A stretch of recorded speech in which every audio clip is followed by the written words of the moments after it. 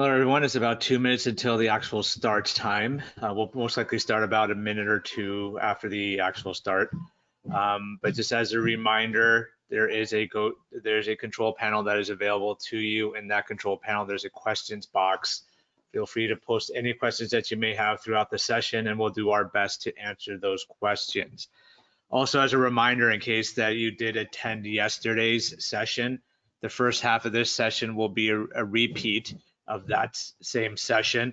It's the last half of this session in which we will, excuse me, it's the last half of this session in which we will focus on bind.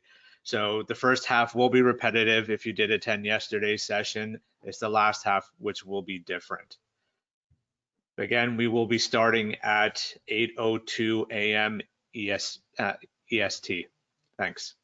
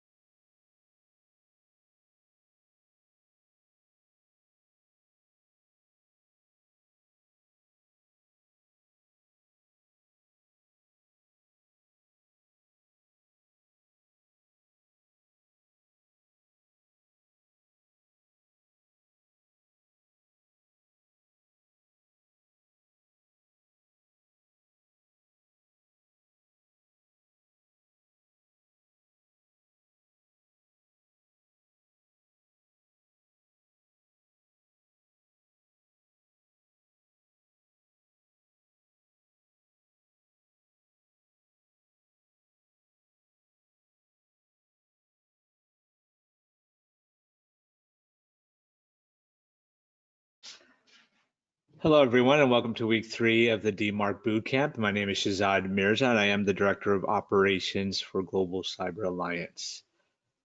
So as we're going in through week 3, so we've so far that week 1, we gave a quick overview of everything that was related to DMARC, and then week 2, we talked about SPF and DKIM in some detail. Now, week 3 is what our plan here is to basically go through and talk about the DMARC policy in detail. So we're going to break it down as in terms of what are the different tags and the different values of the DMARC policy. So if you did join us yesterday, this is the first half is going to be repetitive. So we're talking about the same exact thing that we did in yesterday's session. It's the last half in which we're going to do things differently, right? So yesterday's session, we talked about how to implement SPF, DKIM, and DMARC using Windows DNS. In this session, we're going to show you how to do it on bind, so on Linux DNS. So in case you did join yesterday, just so it's clear, this first half will be repetitive. It's not until the latter half of this session that we're going to talk about how to implement using bind. So let's go ahead and get started. So first thing is just a quick reminder in terms of, again, what DMARC is doing, right? DMARC is going to have those two parts, which are going to be protecting your messages and letting the receiving side know that these messages are protected, and to check these messages to make sure they are coming from a legitimate source. And if they are, then let the messages go through. But if they are not coming from a legitimate source, how to act on those messages depending on your DMARC policy level. But again, also with DMARC, right, there's two parts. There's, as a sender, you're going to create the DMARC policy. As a receiver, you're going to turn on or enable DMARC verification, right? So our focus here is the creation of the DMARC policy, because that's something you have to do. Again, no email service providers and so on, they don't create the DMARC policies for you. That's something you need to do in your own DNS, because one, you own the domain, and two, you're responsible for your own DNS. They don't typically have access to your DNS, so you're going to be the ones creating it. Whereas DMARC verification, there's so many different tools out there, right, in terms of your email security gateways, your cloud service, email service provider gateways, and so on, right? They have different mechanisms in terms of how you enable it, the different options in terms of how, if you want to override the DMARC policies, or do you want to send reports, and those kinds of things. So we're not going to focus on the DMARC verification aspect of it. What you're going to need to do for DMARC verification is take a look at who your email gateway is, or who your email cloud service gateway provider is, and see if they provide DMARC verification and what steps you need to take in order to turn it on in those systems, right? Whereas the DMARC policy is going to be the same regardless of what you're using, right? It's not going to be any different if you're using Windows, if you're using a cloud if you're using a Exchange server, or if you're using SendMail, or if you're using Google G Suite or Office 365. The DMARC policy is going to be the same regardless of what types of systems that you're using. So that's why it's easy to focus on that, and we can break it apart into the details, because it will always be the same. Just the values may be a little bit different on a domain by domain basis, right? So this is what our focus is, and we're going to be working on. So just to be clear, some things that you should at least be aware of. I mean, you don't have to have all of these items listed here in order to implement DMARC, but you're going to need some of these in order to get through the full process of, especially with SPF and DKIM, right? Because with SPF, you need to know what your mail servers are and the systems that you're actually using, which third-party systems using, and so on, because that's going to help you build your SPF. Right, and then it's going to also help determine, okay, can we create DKIM records, and will these allow for DKIM records to be generated? You obviously need admin level to DNS, right? Because this is where everything is being created, and it should be the public DNS, right? Not an internal DNS system, right? So that's where that's where you have to worry about in that situation. So it's the public DNS, not the internal DNS, where you're going to be creating these kinds of things. You should have a list of public domains if you have any, right? Because if you don't have public domains or public facing domains, or you don't own a public facing domain, then you don't need to do anything like DMARC. But good chance is that if you're in business, you're out on the internet, you have some level of a public domain. So you do need to create a DMARC record, regardless of whether it is used for email or not. The other thing you should also be aware of is have a list of those subdomains if you have any, especially those that are being used for email purposes. And then if you have your SPF records and DKIM records, then that will be helpful as well, because obviously in order to have DMARC, SPF and DKIM need to be in place, right? You can't go, I mean, you can technically start off with DMARC at the lowest level, but you cannot go to enforcement unless you have SPF and or DKIM in place.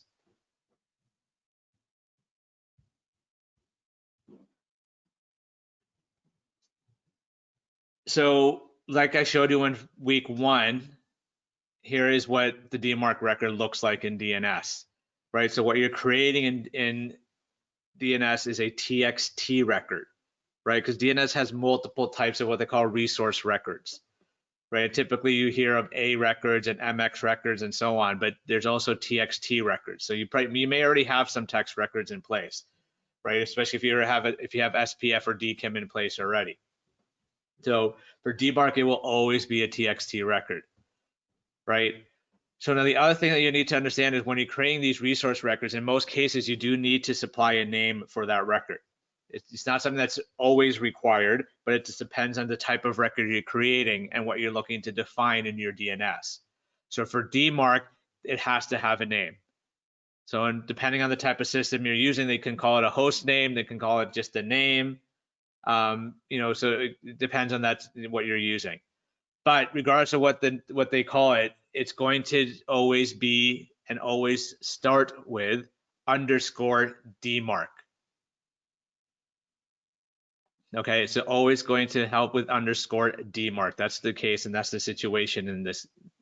So the underscore must be present, right? And then you have DMARC after that in lowercase.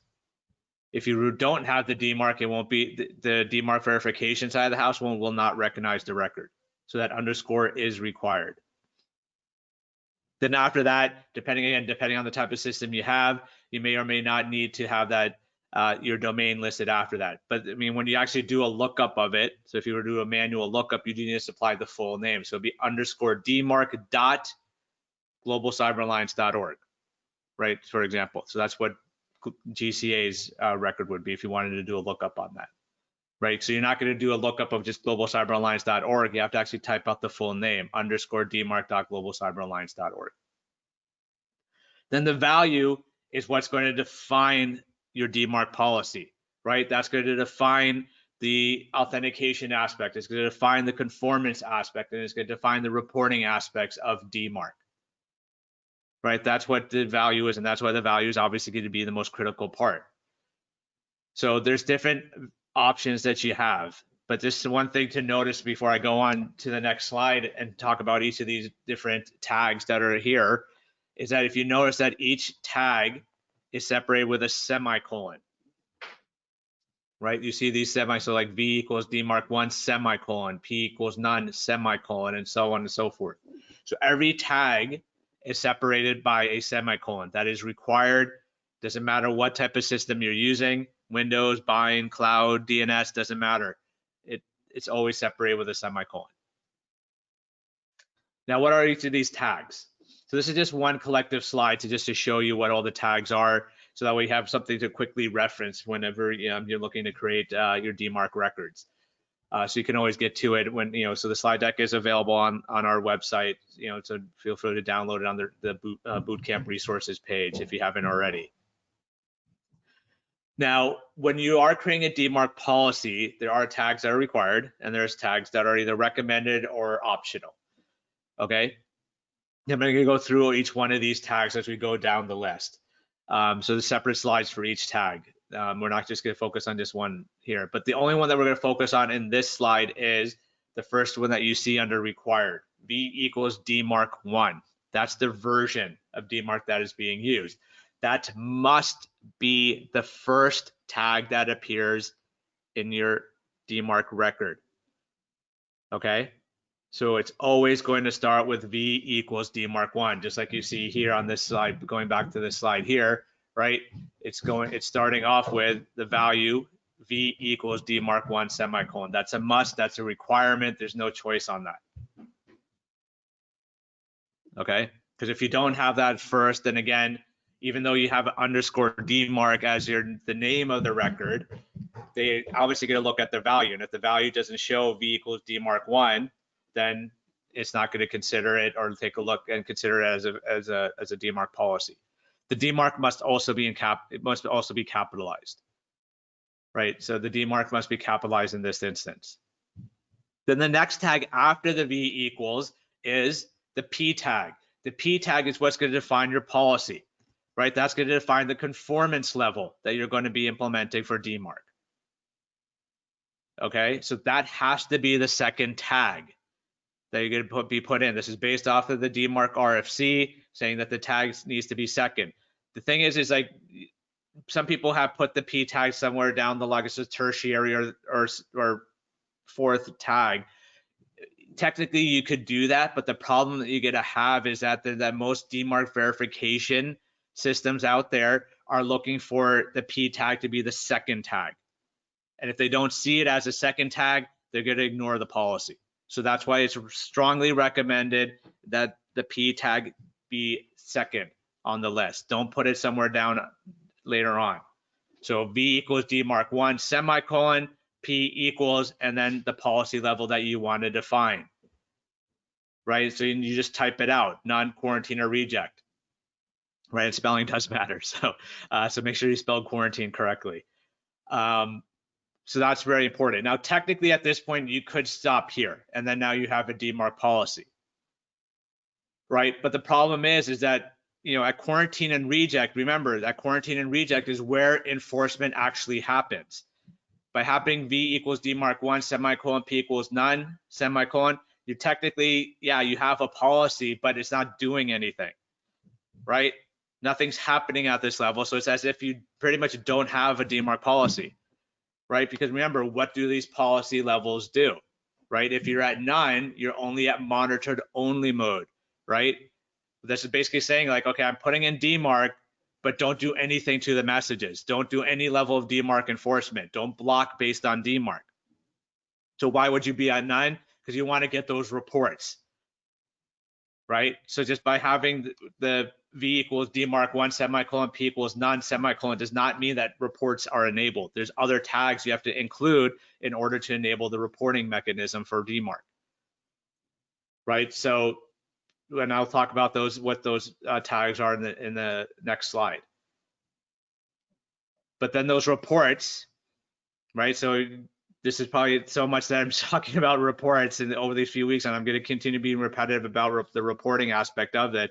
It's the reports that are going to tell you whether you're ready or not to move up to quarantine or reject, right? Because it's the reports that are going to tell you what's going on with SPF, what's going on with DKIM, and what's going on with DMARC. It's going to tell you if are these messages coming from legitimate servers, and if these messages are coming from fraudulent servers. That's what these reports are going to tell you. So once you review those reports, then you decide, okay, based on everything, the legitimate systems are functioning correctly, SPF is passing, DKIM is passing, alignment is passing, so now we can go up to reject, right? Because if things aren't passing from legitimate systems and there's failures across the board, right? Because remember, at quarantine, right, SPF, DKIM, and alignment failing, then messages are getting sent to spam junk folder.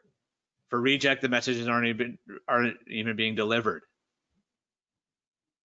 Okay, so it's best practice, start off at none and make your way up to reject.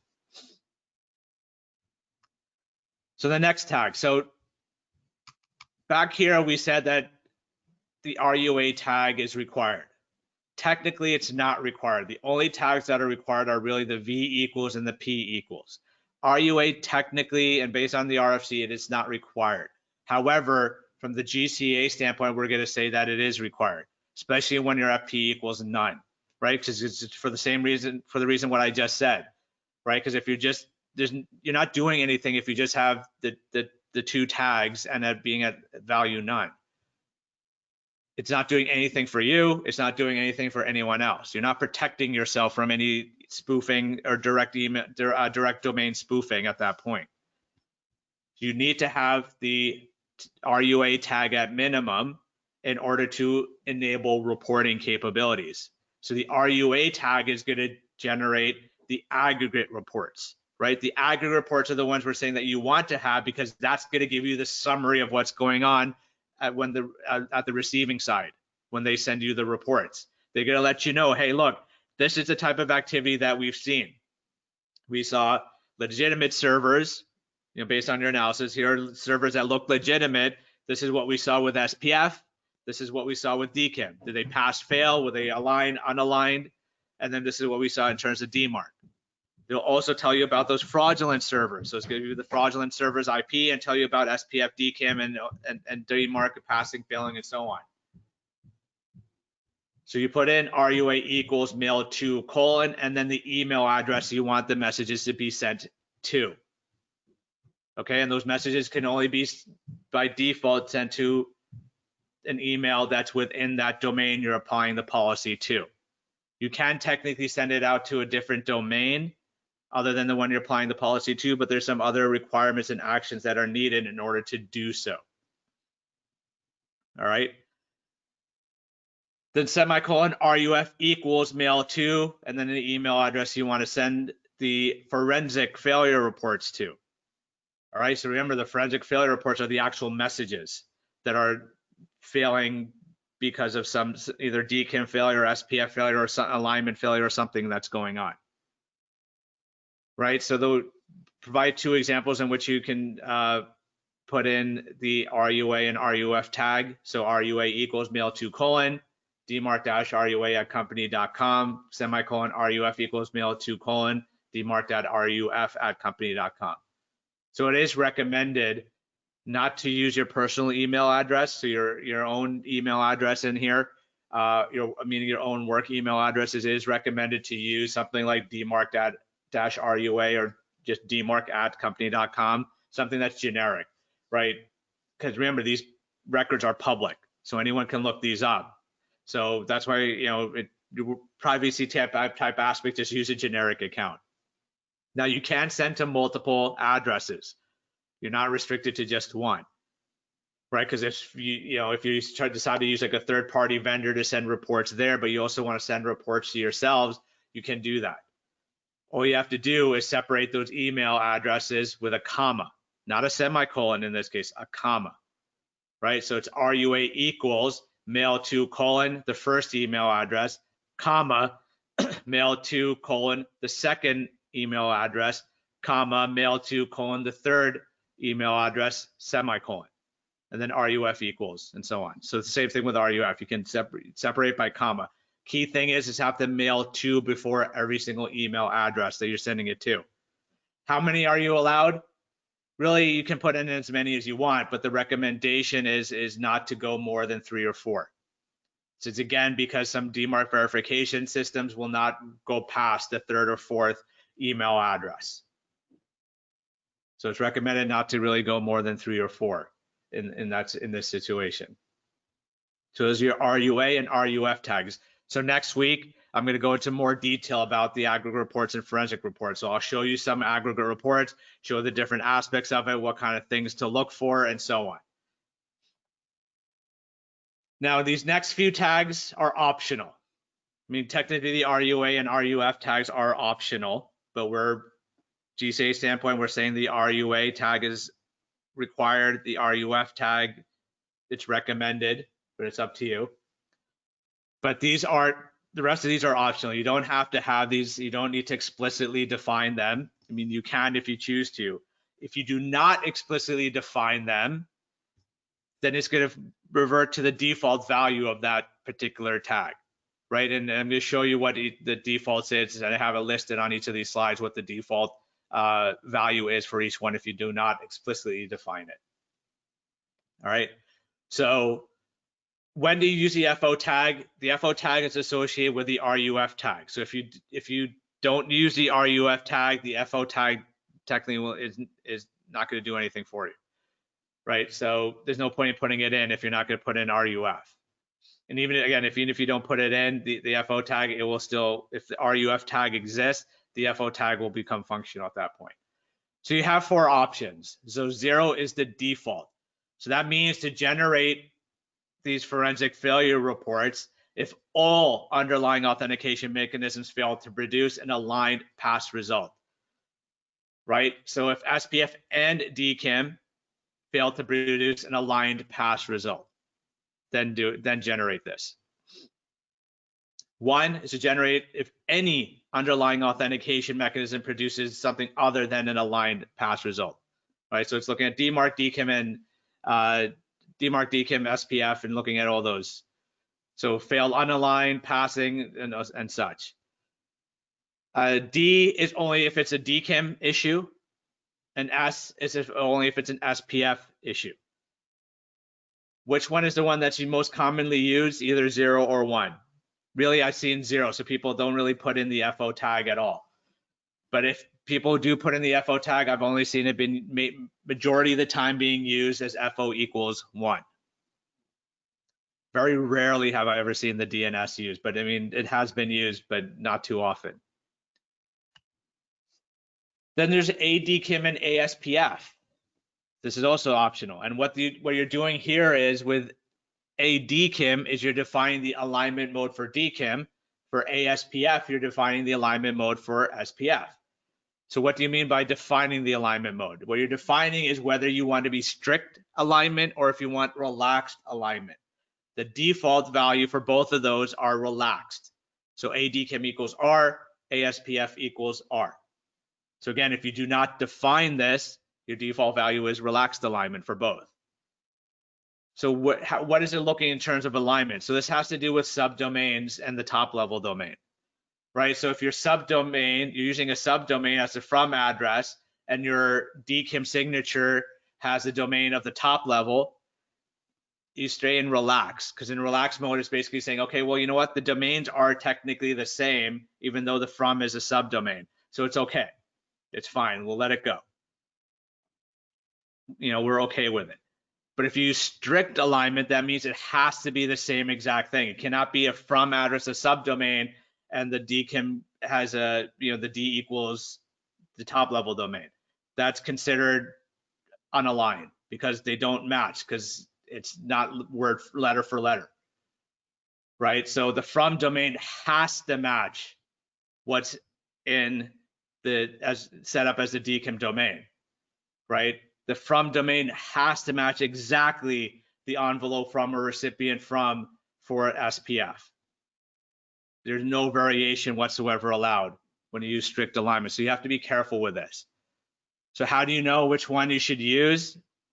Technically, I mean, if you're using third-party providers, it's recommended to stay with relaxed, because that can potentially cause issues, because not all third-party vendors set up SPF correctly, right? DKIM, you may have it set up correctly and it may work, the alignment may occur all the time, but SPF doesn't always necessarily happen, right? But then that's where you have to, again, review reports. The reports will tell you which domains are being used for DKIM, which domains are being used for SPF, right? So if in the reports you see it across the board, everything is constantly aligning, the domains exactly match every single time, then yeah, you can put in ASPF equals S, and you can put in ADKIM equals S. So that way it's always strict, right? But if you don't see that in the reports, then you're gonna have to stay with relaxed. And that's why majority of people actually end up sticking with relaxed. It ends up being because of those third-party vendors. Then you have the DMARC tags of RF and RI. RF stands for your report format, and RI is for your reporting intervals. Again, both of these are optional. If you do not have the RF tag explicitly defined, the default is AFRF. Otherwise, your other option is IODEF. It's an object description exchange format. How do you know which one to use? Really, it's dependent on what type of devices you might be using to ingest these reports that are being generated, right? There may be a requirement on that type of system, but otherwise you don't have to put in the RF tag, just stick with the AFRF, the abuse reports format, because the majority of systems will use that and will accept that format. I provide the RFCs in case you wanted to go into much more and deep dive into each one of those and look at the actual differences. I'm not going to go into it because that would just take up another 30, 40 minutes of our time to do the comparison between the two. But really the decision ends up being based on what type of device you're trying to ingest these reports. I don't think I've ever seen IODEF ever be used in for the DMARC tags, but that doesn't mean it has never been used. The reporting tag, the RI tag, the reporting intervals, that's going to define how often reports should be sent to you and what level of information should be within those reports, right? So this is in seconds. That's very important to recognize that and remember that it is in seconds. If you do not define it, the default setting is 84,600, which is 24 hours. So within a 24-hour period, you should be getting reports from the receiving side. It's not exactly 24 hours, right? It's about within a 24-hour period because it depends on when they actually see your policy and it for the first time and so on. But the reports itself, the aggregate reports, for example, will have information in that 24-hour period, right? So if you lower it, so you say you put in a 1 hour period, the report will have a 1 hour period worth of aggregated information. Okay, so again, people tend to stick with the default, but if you're noticing a lot of spam activity, people will use the RI tag and have a lower value, right? And because they want to take a look at the information, they want to try to get to quarantine and reject quickly to stop that spam type of activity, so they lower the value. All right, so but once they're done, then they remove the RI tag to go back to the default value, and then they go with and then they review the reports however they need to choose. Right, so remember, the reporting, it happens at every level. It's not just P equals none. So even if you go to P equals reject, you still can get reports as long as you have the RUA and the RUF tags in place, and then define how, and then you'll get those reports every so often. Then there's a PCT tag, the percentage tag. All right, the percentage tag is going to define what percentage of messages are going to be impacted by this DMARC policy. Right, so the percentage tag, so PCT equals, can be anywhere between 0 and 100, default being 100. Right, so if you don't define the PCT tag, or if you put in PCT equals 100, that basically says all messages for this domain are to be impacted by this policy. But if you put in, like, say, PCT equals, I don't know, 15%, so that means only 15% of the messages are to be impacted by the DMARC policy. So which messages are getting impacted, you don't know, right? The policy doesn't tell you or give you the opportunity to define that which messages are going to be impacted by the DMARC policy, right? So this is one of the issues with the PCT tag and the debate around the PCT tag. Is there really any value to using it because you don't have control over this? I mean, I'm of the opinion that the PCT tag is not valuable. There are some people who actually use it and do find it of some value, but I haven't found a good reason as to how it's really helpful. I mean, most people just say, well, at least there's a chance that the messages can still get through if, to a majority of people, even if there's an issue with SPF or DKIM. But the way I see it is, if you're going to go to quarantine or reject, you might as well do it at 100%. So it's either all or none. Just go for it. But just be careful of the fact that if you do put in P equals quarantine semicolon PCT equals 0 semicolon, that's basically the same as putting in P equals none, right? Because you're saying that none of these messages should be quarantined based on the value, right? If it's P equals reject semicolon PCT equals 0 semicolon, that's the same as putting in P equals quarantine, right? So you're basically just dropping a level by putting in the PCT equals 0. Putting P equals none and semicolon PCT equals 0, that's pointless. It's not going to do anything anyways because you're at none. So, I mean, no messages are being enforced or being impacted. So the percentage tag, there's no point in using it when you're at none. So that's the percentage tag. And then the last tag we're going to talk about is the SP tag. This is also optional, so it's not required. However, this is one you do really need to consider using, right? Because there's different scenarios which you may need to use the SP tag, depending on where you're starting off. Right now, the SP tag is the same as the P tag. All right, so the P tag is going to apply at the top level domain, but the P tag does actually impact the sub-level domains as well, right? So if you don't use the SP tag, the SP tag by default uses whatever the P tag is using, right? So the SP policy levels are going to be none, reject, and quarantine as well, just like the P tag. So if you put in P equals quarantine, that means the quarantine applies to all, not only the domain you're applying it to, but all the sub-level domains of that domain. So so if I put in P equals quarantine for globalcyberalliance.org, that means sales.globalcyberalliance.org is also using quarantine. It means that m.globalcyberalliance.org is also using quarantine. So you can see where this could potentially be an issue. but it could also be helpful. So one thing you want to consider is that if you know for a fact that your domain does not use sublevels domains whatsoever, especially for email purposes, right? And you have multiple sublevel domains, that are publicly accessible. Put in the SP tag of reject, especially when you're at p equals none.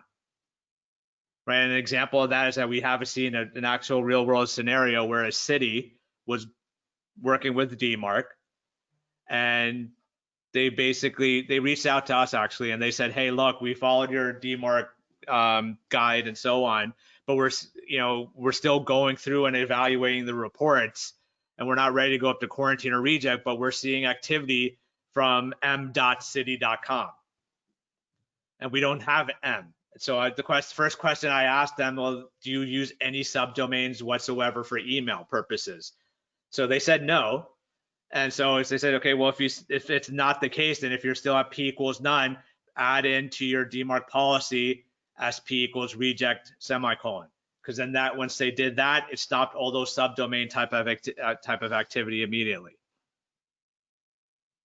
Right, because that was the only way to stop it, because unless they went straight to reject with a top level domain, but they weren't ready to do that because they were having some issues with some SPF issues, or they were still trying to figure out how to put in certain things to get it set up correctly. So if you know for a fact that you do not have subdomains and you're still at p equals none, put in SP equals reject. But it's also the other way. So say you do have multiple subdomains and you find out that those subdomains are actually used for email purposes, right? And you're at top level is still at p equals none, but now you're ready. You said, okay, well, you know what? We're ready to move the top level domain up to quarantine or reject. But the problem is if you do that, then your sublevel domains get impacted, right? They're sending email as well, right? So if I set Global Cyber Alliance to reject, but sales.globalcyberalliance.org, which is used for email, is not set up with SPF and DKIM, I could potentially be blocking legitimate messages coming from sales@globalcyberalliance.org. Right, so then what you do in that situation, you add in to your top level domain SP equals none. So that means the sub-level domain policies are set to none while your top level domain is being protected at reject or quarantine. And then what you would do with the sub-level domains is you apply SPF, DKIM, and DMARC at that level, right? The sub-level domains DMARC policy will override the top-level domains policy. So even if you have SP equal none in there, the subdomains DMARC policy, if that's at reject, that overrides at SP equals none. Okay, so that's why you need to really consider the SP tag and the usage of the SP tag. So those are all the tags that are associated with DMARC and that you would consider either using or not utilizing. But at most, like you see the basic here, that's what you need to at least start off with. And that's it. You don't need any more than that. The other tags, like I mentioned, depends on the situation, right? Especially the SP tag, whether you should use that or not. All right, so I do see a few questions. So before I get into the demo, let me just answer these. So yeah, so there's a question about email, how email spoofing is done. That's a whole nother subject. I covered that a little bit in week 1. But when it comes to spoofed emails, it's a spoofed email is just simply put, is coming from a fraudulent email server. It's an email server that you have zero control over. Okay, that's where a spoofed email is coming from. A hacked mail server, that's a whole different situation. Because now it's coming from a legitimate server that you actually own. So spoof messages aren't going to come from a hacked mail server. That's actually a full email compromise, account compromise, system compromise. That's a whole nother situation or scenario. Okay, so that's something that you need to so DMARC is working and preventing fraudulent systems from sending spoofed messages. That's what DMARC is doing. It's not preventing legitimate servers that are on your SPF from sending spoofed messages. Okay, so that's very important to take account into. All right, so those are the only questions that I see. So I'm going to move on to the demonstration. So what we're going to do is I'm going to show you how to create records in bind. So bind is your Linux system. So let me just change the way I'm presenting here. Sharing. I'm going to actually just share my entire screen. I'm going to share this screen. Hopefully it's the right screen. Okay, good. So what I have here in my Chrome window, this is Office 365. So I'm going to use Office 365 just to help us out, just to create a few things and show you how to create a few things using a third-party system. But then I also have my terminal window here open as well. And in the terminal window, I'll make this a little bit bigger, is where I'm connected to an actual GoFish server. So if you don't know what a GoFish server is actually a system that you can install to send out phishing type email. It's meant for exercise purposes only, not meant for other purposes. So put that caveat there. Now the thing is when you're using something like this, so on a Linux system, you're gonna be using bind, right? So in bind, what you get, it's a little bit different. There's a file or a database that you actually have to go in, and that's where you got to create all your records that you need to create.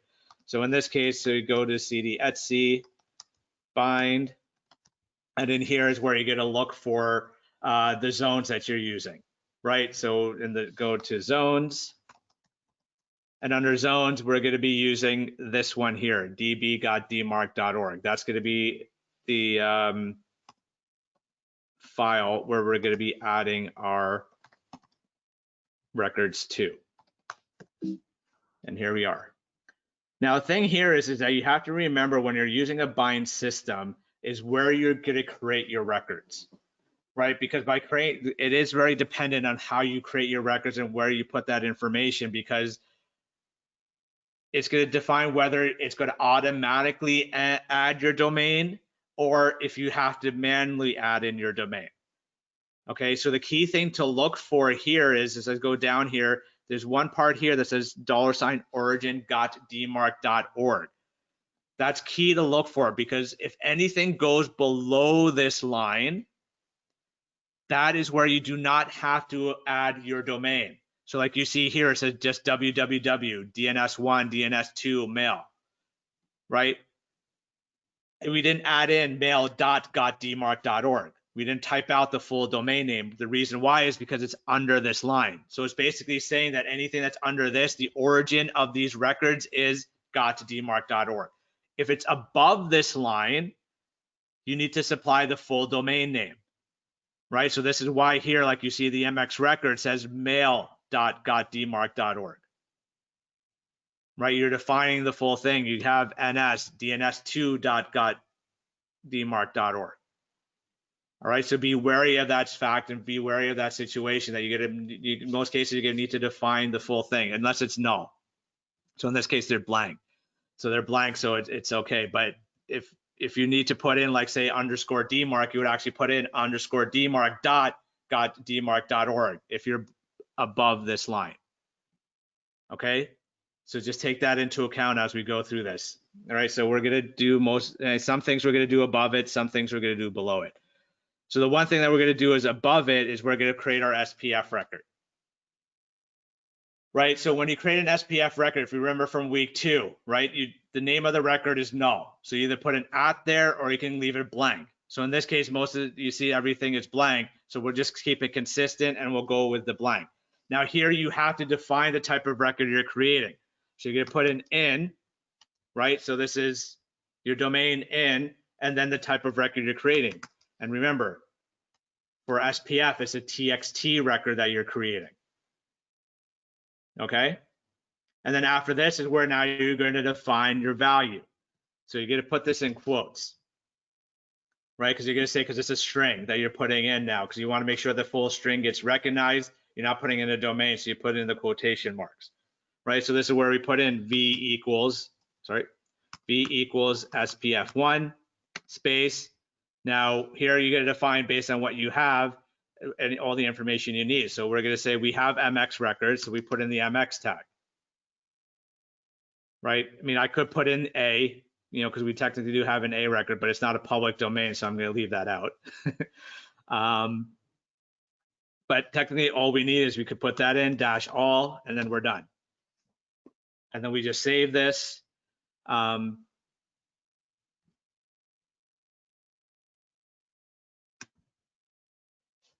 sorry. So we're going to save it. Oh, and of course I can't save it because I didn't do sudo. Oops, sorry.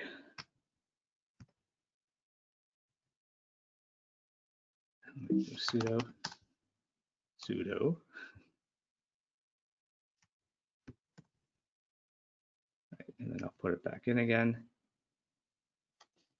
And txt quote v equals spf1 mx-all quote, and then now I can save it. Right. So now we have our SPF record. Now the thing is we're using Office 365. Right, so even though we did put in the MX tag, and this is going to use the Office 365 system that was defined for us, it is still strongly recommended that we add in whatever Microsoft tells us to add in. So where can I get that information? So you can always do a Google lookup. The other thing you can do is you can actually go into your Office 365 portal, go into settings, click domains, and it will tell you. And for some reason, it didn't put me into the globals. This is the one I want.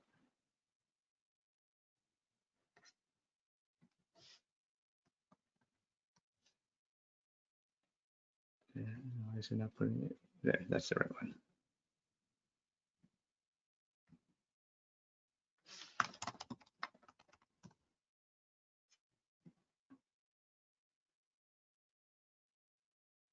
So what you do, again, is that you're going to go into settings, domains, as long as you're in the right one, there it is. So .dmarc.org is the domain that we're using. And here in this case, it's saying that its DNS is healthy because we actually have something else that we're using for DNS. But what this will tell you typically is it'll tell you this is the MX record you need, this is the text record that you need, and the CNAME record you need.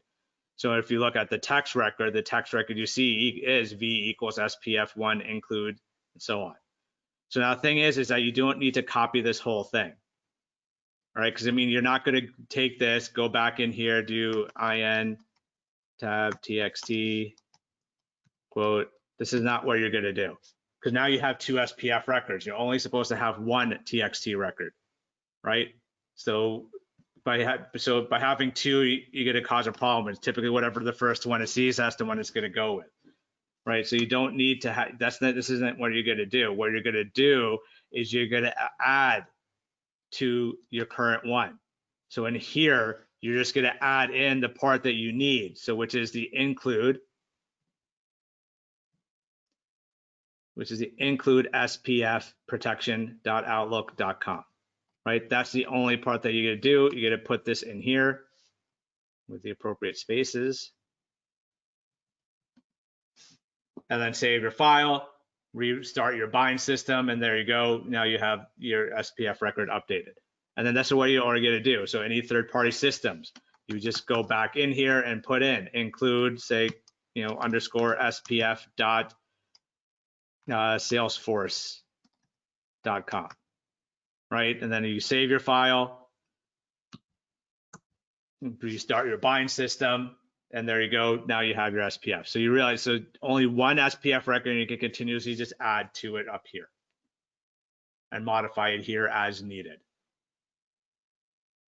All right, so that's SPF. So next is DKIM.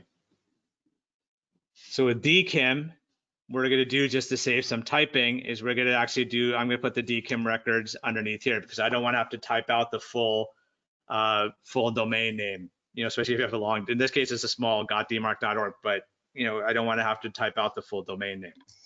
So I'm going to put it down here and keep things consistent. So I also already had the DKIM records in there, so that was going to be important. So how do I create DKIM records? So there's a couple ways you can do this depending on what your environment is and how what type of systems that you have. If you have an on-prem system or do you have a cloud system, right? So if we're using something like Office 365, we have a cloud system, we need to follow their instructions on how to set up the DKIM keys, right? But if you have your own system, you have to define it internally, right? And you have to use tools internally. So I'm going to show you both, right? So first we'll do Office 365. Now with Office 365, where do you go to set up DKIM? Where you actually have to go is you have to go to Exchange, right? Because that's where the DKIM signing is going to happen, and that's where you have to turn on and enable DKIM. So once this loads up, there's an option here for protection, and under protection, you're going to DKIM.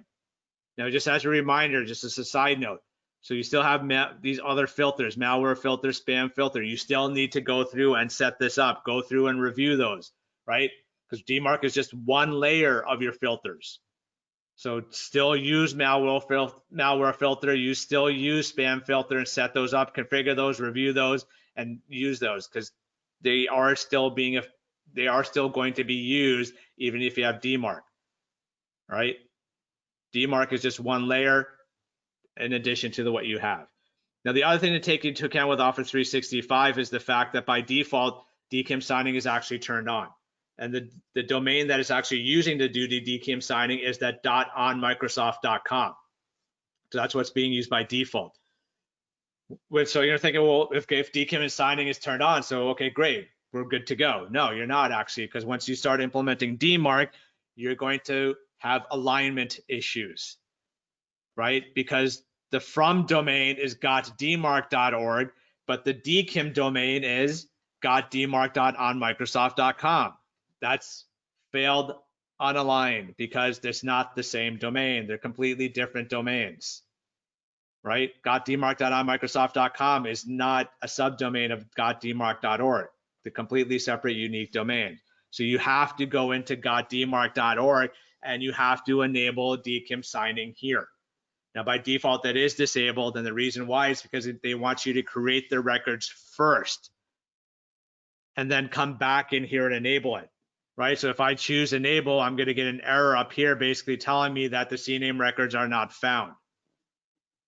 So the records do not exist for this config. Please publish the following two name C records first.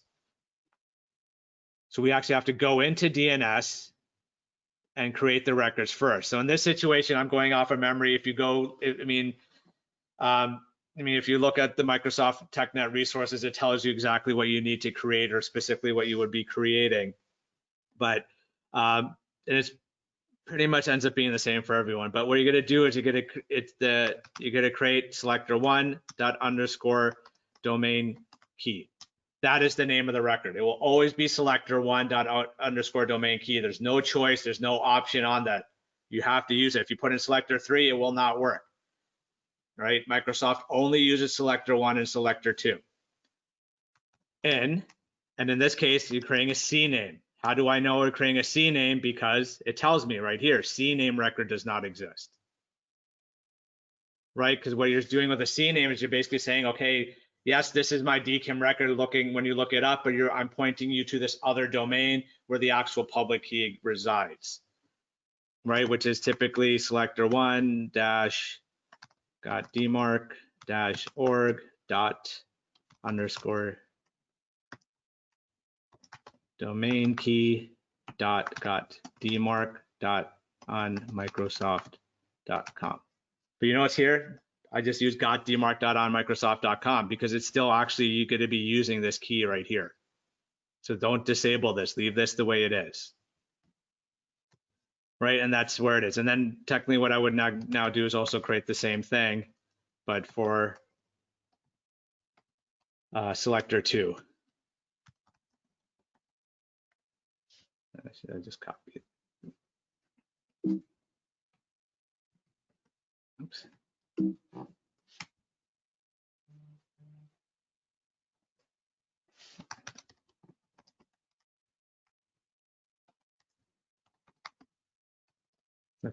So selector 2 dash and so on and so forth. So I won't waste time doing it, but it'll be the same exact line of check, just selector 2, right? And then I would save it, quit out of this, restart my bind system, and now I have my DKIM keys in place. Now, what if you have your own sendmail server, your own system in place? What do you do in that kind of scenario? What you're going to do in that situation is you're going to use something called OpenDKIM, right? And that's something that's actually built into SendMail and some of the other mail systems that can be used on a Linux system, right? You want to use that because that's what you're going to be using to, one, generate the keys, and two, you're going to use that to do the signing, right? So OpenDKIM is built in and it'll do the signing part of it as well. But you can use OpenDKIM to create your keys, right? So what you would do to create using OpenDKIM, you would use sudo, because again, admin needs to create this. OpenDKIM is the tool. -gen key is to generate the key. -b is to define the size of the key. So I'm going to use 2048. So it's either 1024 or 2048. -d is to define the domain. Let me move this up a little bit so people can see it a little bit better. -d, the domain. So I'm using .dmarc.org is the domain I'm applying this to, right? -D is to define the directory where I want to put in the keys. So open dkim /keys /dmarc.org. -s is what I'm going to use to define the selector. So in this case, the selector. So right, Office 365 defined the selector for you, right? It defines selector 1 and selector 2. That's the name that they decide to use and give your domain, your DKIM keys. In this case, when you're creating it on your own, you can define the selector that you want to use. You just cannot use the same one that has already been used, right? So I already have selector 1 and selector 2, so I cannot use those. I mean, I could go in and put in selector 3 if I wanted to. That's fine. Or I can choose default, right? Or I can use the date. You know, it really is up to you what you want to use, as long as it's unique and has not been used previously, right? And then -v, I'm going to use that as telling me verbose, so that way I know what happens. So now here it tells me it generated the private key. The private key was written to default.private. It extracted the public key, and the DNS TXT written to default.txt. This is the part that's important. The DNS TXT record is written to default.txt because that is what I want to use and need to use to put into my public DNS, right? That's the information that I need to put into there. So what I'm going to do is I'm going to do sudo cat, and it's an etc OpenDKIM, etc OpenDKIM .dmarc.org / and it wrote it to default.txt, so default.txt. Oh. All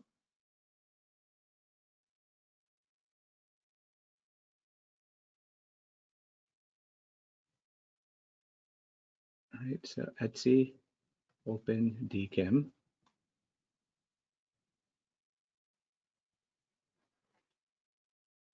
Oh, I forgot keys.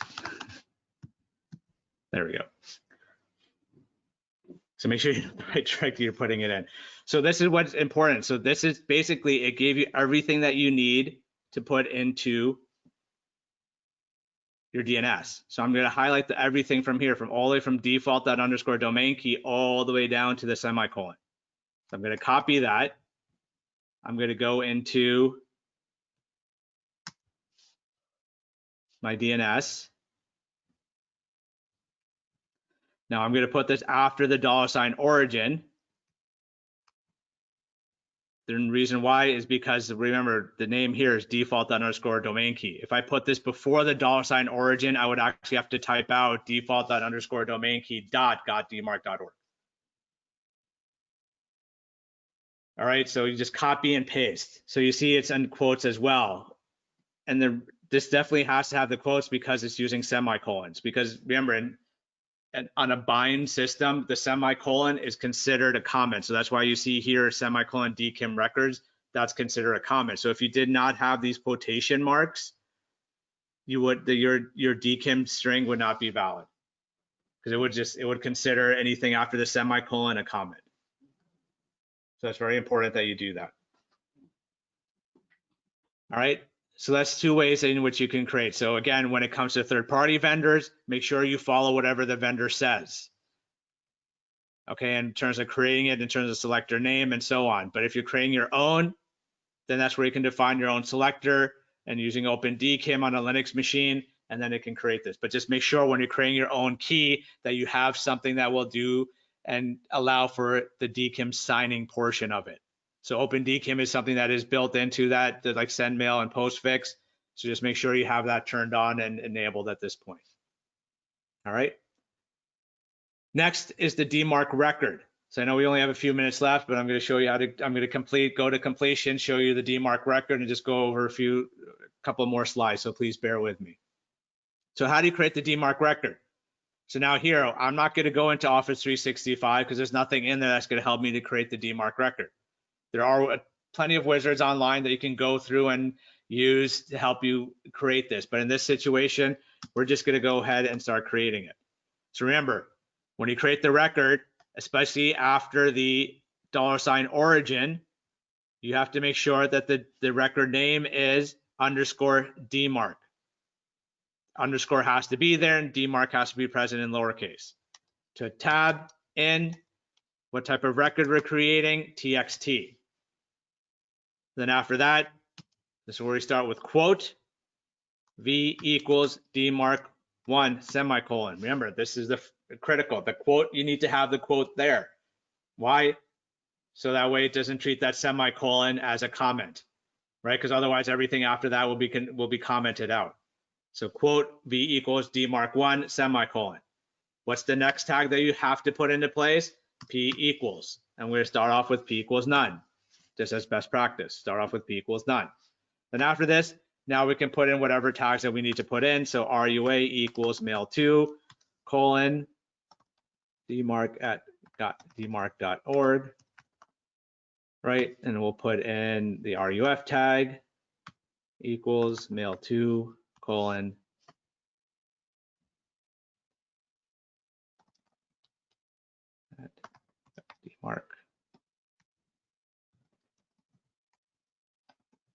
DMARC.org semicolon, and I'm going to say SP equals reject because I know that this domain doesn't use subdomains. And that's it. That's all I had to do. Now what do I need? So I now save it, right? Restart my bind service, and now I have my DMARC policy in place. So now if I need to modify it, I just go back up here and make whatever modifications that I need to. So now I've reviewed my reports, done my analysis of the reports, set up all my legitimate servers to pass SPF and got them to pass DKIM as well. So now I'm going to change my policy to reject. And then if I really want to, I can also go back all the way to the SPF part of it. So the SP tag, and then remove that, right? Because the P tag applies to the top level and to my subdomains. So again, save, restart my bind service, and my policy has been updated. Right, so that's all you really have to do. You know, if I want to add the other tags, if I really want the reporting interval to be less, put in the RI 3600. If I want the forensic report to be triggered on any, I can do this. So I can add all these. If based on reports, I find that all my DKIM is following the same exact domain, I can put in ADKIM equals S. Right, and again, save the file, reboot the bind service, or restart the bind service, and there you go. Now I have my DMARC policy in place. So that's it. That's all that happens, and that's all you have to need to worry about when you're creating and setting up DMARC, SPF, and DKIM on your systems.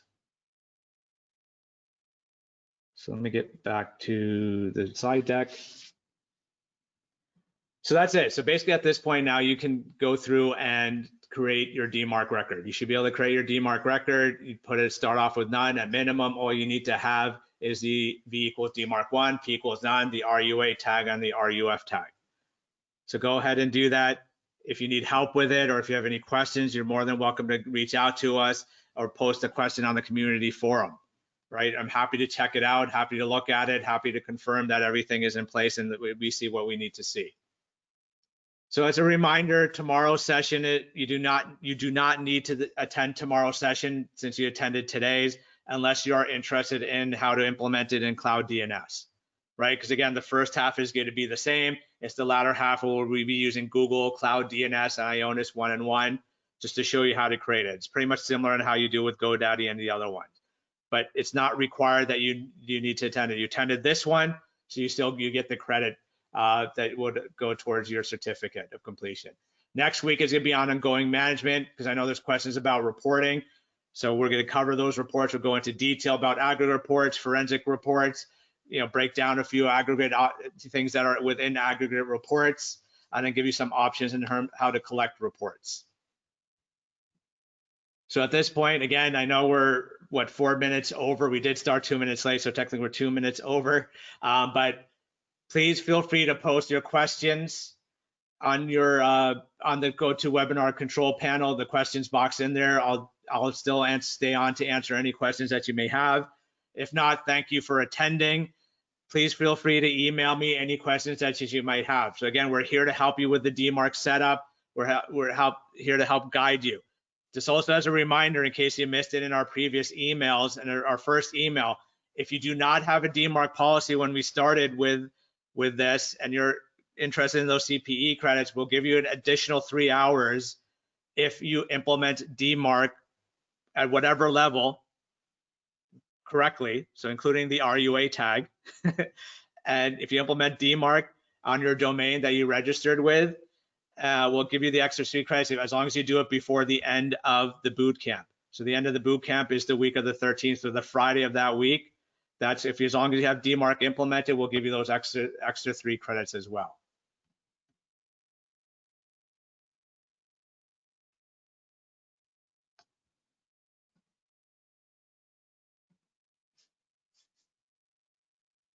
So let's see. I don't see any questions here that are posted. I do see one question. If you don't mind, just email me directly and we can discuss that.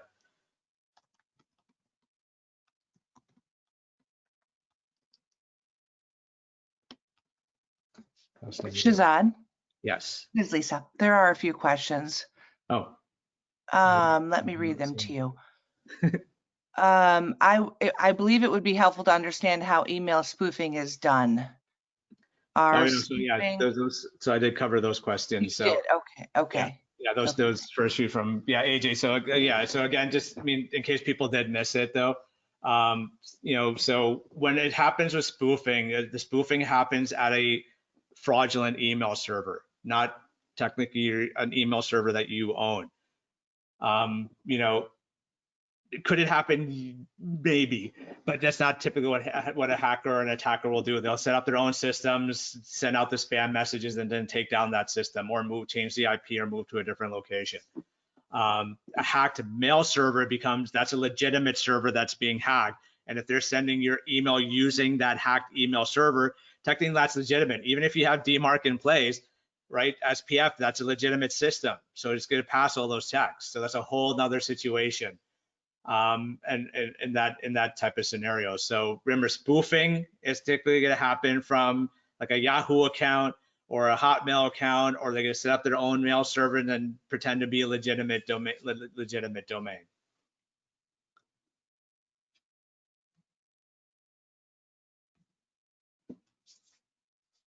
All right, so thanks for the I know that made some spelling errors when I was going through that. Just remember, when you actually do this real world, watch for spelling. I didn't care because that bind server is not an actual valid bind server. It's not actually not being used for our DNS. So that was just a test system that we were using. All right, so I don't see any other questions posted here. So again, if you do have any questions, feel free to send me an email. The other thing to make note of, just watch out in your, you should get an email hopefully by Friday. There'll be a link to register for a separate webinar that's outside of the boot camp on October 9th, which is what is BIMI. So if you're interested in learning more about BIMI, please register for that. It'll be on October 9th at 11 a.m. Eastern Standard Time. Other than that, again, you don't need to attend tomorrow's session unless you're really interested in the cloud DNS portion of it, but that's in the last half of the session. Otherwise, I'll see you next week on October 6th for ongoing management, so in terms of reporting and analysis. So thank you, everyone, and we will see you hopefully next week.